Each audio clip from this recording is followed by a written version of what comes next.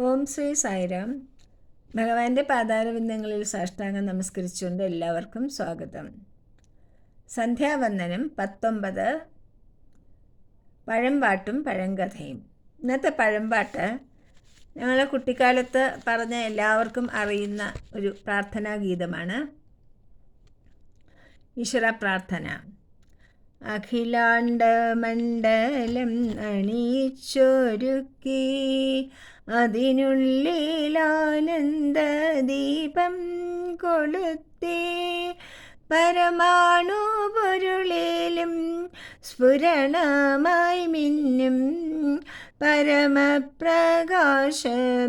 ശരണം നീ നിത്യം സുരലോകലക്ഷങ്ങളണിയിച്ചു നിർത്തി അവികല സൗഹൃദ ബന്ധം പുലർത്തി അതിനൊക്കെ ആധാരസൂത്രമേണക്കി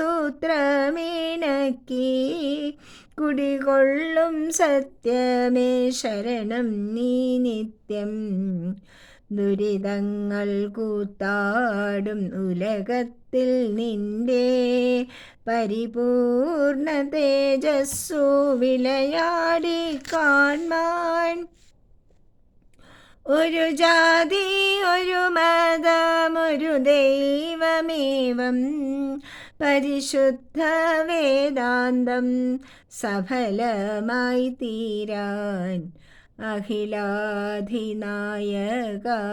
തവ തിരു മുൻപിൽ അഭയമായി നിത്യവും പണിയുന്നു ഞങ്ങൾ സമരാദി തൃഷ്ണകളാകവേ നീക്കി സമതയും കാന്തിയും ക്ഷേമവും തിങ്ങി ജനതയും കൈകോർത്തിണക്കി ജനിത സൗഭാഗ്യത്തിൻ ഗീതം മുഴക്കി സുരലോകമാകവേ ആനന്ദം തേടി വിജയിക്ക നിൻ തിരുനാമങ്ങൾ പാടി അഖിലാണ്ടമണ്ഡപമണിയിച്ചൊരുക്കി അതിനുള്ളിലാനന്ദദീപം കൊളുത്തി പരമാണു പൊരുളിലും സ്മരണമായി മിന്നും പരമപ്രകാശമേ ശരണം നീ നിത്യം. ഇന്ന് ഒരു കഥ പറയാം.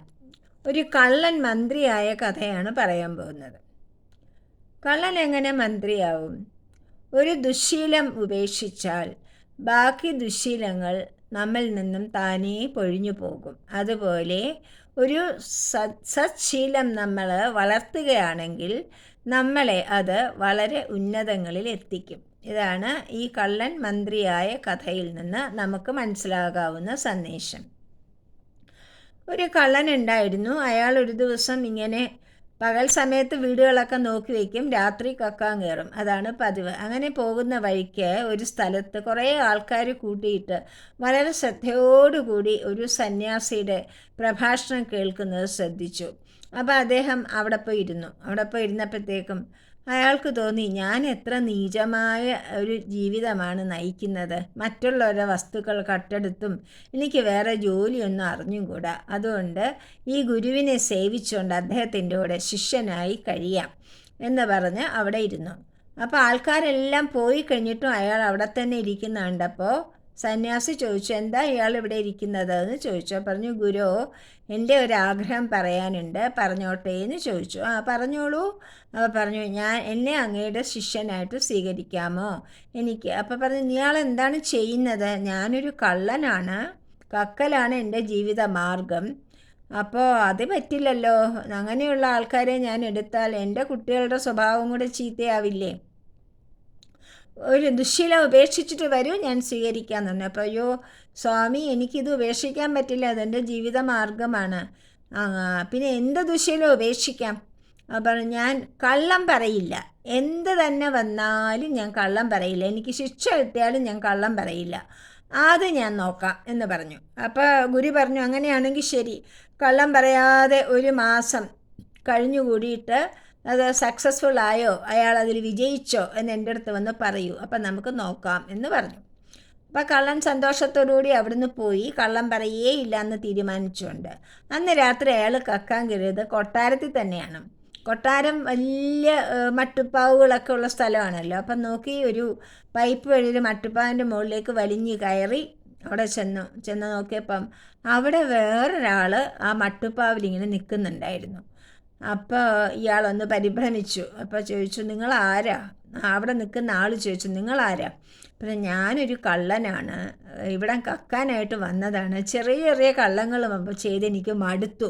കൊട്ടാരത്തിൽ നിന്നാകുമ്പോൾ കുറച്ച് കാര്യമായിട്ട് എന്തെങ്കിലും കിട്ടുമല്ലോ എന്ന് വെച്ച് വന്നതാണെന്ന് പറഞ്ഞു. ആഹാ, അങ്ങനെയാണോ? ഞാനും ഒരു കള്ളൻ തന്നെയാണ്. ഞാൻ പക്ഷെ നിങ്ങളെക്കാളും ബുദ്ധിയുള്ള ആളാണ്. ഞാനിവിടുത്തെ അലമാരി വെച്ചിരിക്കുന്ന ഖജനാവിൻ്റെ താക്കോൽ എൻ്റെ കയ്യിലുണ്ട്. നമുക്ക് 2 ആൾക്കും കൂടി കക്കാം, ഒരുമിച്ച് ചെയ്യാം എന്ന് പറഞ്ഞ് 2 ആളും കൂടി താഴെ ഇറങ്ങിപ്പോയി. മറ്റേ കള്ളൻ താക്കോലെടുത്ത് തുറന്ന് അകത്ത് കയറി വലിയൊരു ഇരുമ്പ് സേഫ് ഉണ്ടായിരുന്നു, അത് തുറന്നു. നോക്കിയപ്പോൾ കണ്ണഞ്ചിപ്പോയി. നിറയെ സാധനങ്ങൾ, വജ്രങ്ങളും രത്നങ്ങളും കല്ലുകളും പണവും ഒക്കെ ആയിട്ട് 2 ആളും കൂടെ അവരവരുടെ ഉത്തരീയം എടുത്ത് താഴെ വെച്ച് അതിനകത്തേക്ക് 2 പേരും ഒരുപോലെ ഭാഗിച്ചെടുക്കുകയാണ് കക്കുന്ന സാധനങ്ങൾ. അങ്ങനെ വന്നപ്പോഴത്തേക്ക് ഒരു വലിയ വജ്രം ബാക്കി വന്നു. അത് മുറിക്കാൻ പറ്റില്ല.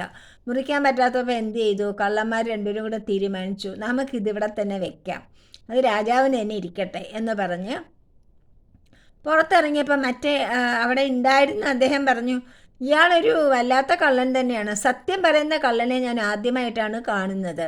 അതുകൊണ്ട് നിങ്ങളുടെ അഡ്രസ്സ് എനിക്ക് തരൂ, ഞാൻ ഇനി എന്തെങ്കിലും നമുക്കിതുപോലെ ഒരുമിച്ച് ചെയ്യാം എന്ന് പറഞ്ഞിട്ട് കള്ളൻ സന്തോഷപൂർവ്വം നമ്മുടെ കള്ളൻ അഡ്രസ്സൊക്കെ കൊടുത്തിട്ട് അവിടുന്ന് പോയി.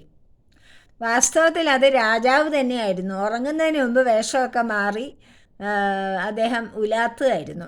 കാറ്റ് കൊള്ളാനായിട്ട് മട്ടുപ്പാവിൽ വന്നതാണ്. അപ്പോൾ അദ്ദേഹത്തിന് വളരെ കൗതുകം തോന്നി ഇങ്ങനെ ഒരാളെ പരിചയപ്പെട്ടതിൽ. അപ്പോൾ പിറ്റേ ദിവസം സദസ്സ് കൂടി. രാജസദസ്സിൽ മന്ത്രി പറഞ്ഞു, സ്വാമിൻ, നമുക്ക് ശമ്പളം കൊടുക്കേണ്ട ദിവസമാണ് നാളെ. അപ്പോൾ ഇന്നെല്ലാം പൈസയൊക്കെ എടുത്ത് വെക്കണം. ഓരോരോ ഡിപ്പാർട്ട്മെൻറ്റിൻ്റെ ആൾക്കാരെ ഏൽപ്പിക്കണമല്ലോ, എന്നാലല്ലേ ശമ്പളം കൊടുക്കാൻ പറ്റുമെന്നുണ്ട്. അപ്പോൾ രാജാവ് പറഞ്ഞു, മന്ത്രി പോയിട്ട്, പ്രധാനമന്ത്രി വളരെ കാലമായിട്ട് രാജാവിനെ സേവിക്കുന്ന ആളാണ്, അദ്ദേഹത്തിൻ്റെ അടുത്ത് പറഞ്ഞു, വിശ്വസ്തനാണ് എന്നാണ് വെപ്പ്. അപ്പം വേഗം പറഞ്ഞു, പോയി ഖജനാവിൽ നിന്ന് പണം എടുത്തിട്ട് വരും, എല്ലാവർക്കും കൊടുക്കുമെന്ന് പറഞ്ഞു. മന്ത്രി അവിടെ പോയിട്ട് ഓടിക്കൊണ്ട് തിരിച്ചുകൊണ്ട് വരും. അയ്യോ രാജാവേ, നമ്മുടെ ഖജനാവ് മുഴുവൻ കൊള്ളയടിച്ചിരിക്കണു, ഒന്നുമില്ല അവിടെ, ഒന്നുമില്ലേ? ഒന്നുമില്ല, എല്ലാം ആരോ കട്ടുകൊണ്ട് പോയി എന്ന് പറഞ്ഞു. അപ്പം രാജാവ് ഒന്നും പറയാതെ സേനാനായകനെ അടുത്ത് വിളിച്ചിട്ട് പറഞ്ഞു, ഈ അഡ്രസ്സിലുള്ള ആളെ കൊണ്ടുവരൂ എന്ന് പറഞ്ഞു. അപ്പം ആ കള്ളൻ്റെ അടുത്ത് പോയപ്പോൾ കള്ളൻ പറഞ്ഞു, പിടിച്ചു, എന്നാൽ ശരി പോയേക്കാം എന്ന് പറഞ്ഞ് അയാൾ ഇവിടെ വന്നു. കള്ളൻ വന്നപ്പം രാജാവ് ചോദിച്ചു, നിങ്ങൾ കള്ളനാണോ? ഞാനൊരു കള്ളനാണ്. നിങ്ങൾ ഇന്നലെ ഇവിടെ വന്നിട്ടുണ്ടായിരുന്നോ? അതെ, ഇന്നലെ ഞാൻ ഖജനാവ് കത്തെടുത്തു സ്വാമി. കുറേ അധികം പണവും അധികം രത്നങ്ങളൊക്കെ ഞങ്ങൾ കട്ടെടുത്തു. പക്ഷേ എൻ്റെ കൂടെ ഒരാളും കൂടി ഉണ്ടായിരുന്നു. ഞങ്ങൾ 2 പേരും കൂടെയാണ് സമമായിട്ട് വീതിച്ചെടുത്തു. പക്ഷേ അപ്പോൾ അവിടെ ഒരു വലിയ വജ്രം ബാക്കി ഉണ്ടായിരുന്നു. അത് ഞങ്ങൾക്ക് മുറിക്കാൻ പറ്റാത്തതുകൊണ്ട് ഞങ്ങളത് അവിടെ തന്നെ വെച്ചിട്ട് പോയി എന്ന് പറഞ്ഞു. അപ്പം രാജാവ് അംഗരക്ഷകനോട് പറഞ്ഞു, മന്ത്രിയുടെ പോക്കറ്റ് ഒന്ന് പരീക്ഷിക്കാൻ പറഞ്ഞു. അപ്പം മന്ത്രിയുടെ പോക്കറ്റ് പരിശോധിച്ചപ്പം ആ മന്ത്രി, ഇത്ര വിശ്വസ്തനായ എല്ലാ സൗഭാഗ്യങ്ങളുള്ള മന്ത്രിയുടെ പോക്കറ്റിൽ ആ വജ്രം അദ്ദേഹം ഒളിച്ചു വെച്ചിരിക്കുകയായിരുന്നു. അത് കണ്ടപ്പോൾ രാജാവ് പറഞ്ഞു, മന്ത്രി, നിങ്ങൾക്ക് ലജ്ജയില്ലേ? എത്ര കാലം കൊണ്ട് നിങ്ങൾ എന്നെ സേവിക്കുന്ന ആളാണ്, എന്നിട്ടും ഒരു വജ്രം കണ്ടപ്പോൾ നിങ്ങൾക്ക് അതിൽ ആഗ്രഹം തോന്നി, അതെടുത്തു, എന്നെ ചതിച്ചു അല്ലേ? അതുകൊണ്ട് ഇന്ന് തൊട്ട് നിങ്ങൾ ഇവിടുത്തെ പ്രധാനമന്ത്രി അല്ല എന്ന് പറഞ്ഞ് അയാളെ അവിടെ നിന്ന് ഒഴിവാക്കിയിട്ട് ഈ കള്ളനോട് പറഞ്ഞു, നീ ഇങ്ങനെ സത്യം പറഞ്ഞില്ലേ, ഇന്നലെ നിൻ്റെ കൂടെ ഉണ്ടായിരുന്നത് ഞാൻ തന്നെയായിരുന്നു. ഞാൻ വേഷം മാറി, ഞാൻ എൻ്റെ ഡ്രസ്സൊക്കെ മാറിയിട്ട് മുകളിൽ കാറ്റ് കൊള്ളുകയായിരുന്നു. അപ്പം നീ കള്ളം പറഞ്ഞ് സത്യം പറയുന്ന ഒരാളായതുകൊണ്ട് നിന്നോട് ആരാണ് ഇങ്ങനെ പറഞ്ഞതെന്ന് ചോദിച്ചു. പറഞ്ഞു, എൻ്റെ ഗുരുവിന് വേണ്ടിയാണ് ഞാൻ ഇങ്ങനെ ഒരു സത്യം ചെയ്യുന്നൊരു പ്രതിജ്ഞ എടുത്തത് എന്ന് പറഞ്ഞു. അപ്പം നിൻ്റെ ഗുരുവിനെ എനിക്കും ഒന്ന് കാണണം എന്ന് പറഞ്ഞു. ശരിയെന്ന് പറഞ്ഞു. എന്നിട്ട് അദ്ദേഹം പറഞ്ഞു, ഇന്ന് തൊട്ട് നീയാണ് എൻ്റെ പ്രധാനമന്ത്രി. ഇത്ര വിശ്വസ്തനായ സത്യസന്ധനായ ഒരാളായിരിക്കണം എന്നും എൻ്റെ പ്രധാനമന്ത്രി ആയിരിക്കേണ്ടത്. സ്വഭാവ ഗുണമാണ് ഏറ്റവും പ്രധാനമായിട്ടുള്ളത്, ബാക്കി എല്ലാം രണ്ടാമതേ വരുന്നുള്ളൂ. അതുകൊണ്ട് അപ്പം പറഞ്ഞു, എന്നാൽ ഞാൻ എൻ്റെ ഗുരുവിൻ്റെ അനുഗ്രഹം വാങ്ങിച്ചിട്ട് വരാം എന്ന് പറഞ്ഞു. അപ്പോൾ രാജാവ് പറഞ്ഞു, ഞാനും കൂടെ വരാം, നമുക്ക് ഒരുമിച്ച് പോകാം എന്ന് പറഞ്ഞ് രണ്ടാളും കൂടെ ഗുരുവിൻ്റെ സമീക്ഷത്തിൽ ചെന്നിട്ട് രാജാവ് പറഞ്ഞു, അങ്ങയുടെ ശിഷ്യൻ അങ്ങയുടെ ഉപദേശപ്രകാരം ഈ ആള് കള്ളമേ പറഞ്ഞില്ല, സത്യം പറഞ്ഞു. ഇന്നലെ അങ്ങനെ ചെയ്തതുകൊണ്ട് ഇന്നിപ്പം മന്ത്രിയാക്കിയിരിക്കുകയാണ് ഞാൻ എന്ന് പറഞ്ഞു. അപ്പം ഗുരു പറഞ്ഞു, വളരെ സന്തോഷമുണ്ട്. ഒരു സൽഗുണം നമുക്കുണ്ടെങ്കിൽ ബാക്കി ദുഷ്ഗുണങ്ങളൊക്കെ താനേ പൊക്കോളും, എല്ലാം നമുക്ക് സൽഗുണമായി മാറും. അപ്പം എത്ര ഉന്നത സ്ഥലത്തിൽ എത്താൻ പറ്റി സത്യം പാലിച്ചതുകൊണ്ട്. അതുകൊണ്ട് തൽക്കാലം നീ എൻ്റെ ശിഷ്യനാവണ്ട, എൻ്റെ ശിഷ്യനായിട്ട് അവിടെ തന്നെ ഇരുന്നു കൊണ്ട് നല്ലപോലെ രാജ്യം ഭരിച്ച് അത് തന്നെയാണ് എനിക്ക് നീ തരാവുന്ന ഗുരുദക്ഷിണ. അങ്ങനെ അവിടെ നന്നായിട്ട് ജീവിച്ചോളൂ എന്ന് പറഞ്ഞ് ഗുരു അവരെ അനുഗ്രഹിച്ചു. ഇതാണ് സത്യം പറഞ്ഞതുകൊണ്ടും സത്യനിഷ്ഠയിൽ ഉറച്ചു നിന്നതുകൊണ്ടും കള്ളനുണ്ടായ പദവി ഉയർന്ന് നല്ല ആളായിട്ട് തീരുകയും എന്നും ബഹുമാന്യനായ ഒരാളായിട്ട് സമൂഹത്തിൽ ജീവിക്കുവാൻ സാധിക്കുകയും ചെയ്തു. മറ്റുള്ളവർക്കും കൂടി അയാൾ ഒരു മാതൃകാ പുരുഷനായി തീർന്നു. അതായത് സത്യം പറയുന്നതുകൊണ്ടുള്ള ഗുണങ്ങൾ എന്തൊക്കെയാണെന്ന് അയാളിലൂടെ മറ്റുള്ളവരും മനസ്സിലാക്കി. ഇതാണ് നമ്മളുടെ ഇന്നത്തെ കഥ. ജയ് സായിരാം.